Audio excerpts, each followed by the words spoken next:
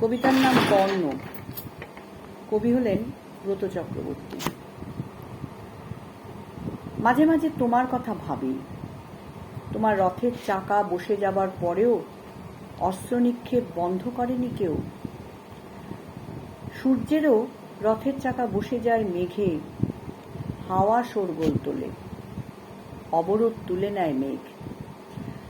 কিন্তু তোমাকে ঘিরে ঘিরে অন্যায় স্বরনিক্ষেপে যখন বধ করা হচ্ছিল, কোনো প্রতিবাদ হয়নি, শোরগোল তোলেনি কেউ। খুব শিশুও জেনেছে তোমার কবচ কুণ্ডল কেড়ে নেবার ঘটনা।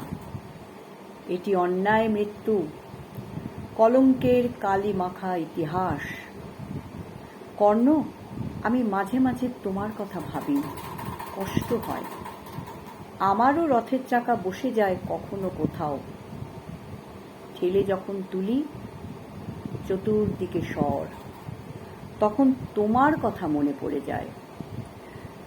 সুতপুত্র, তুমি জেনেছিলে, আমিও জেনেছি, দুজনের কারোর সারথি জনার্দন নয়, জেদ।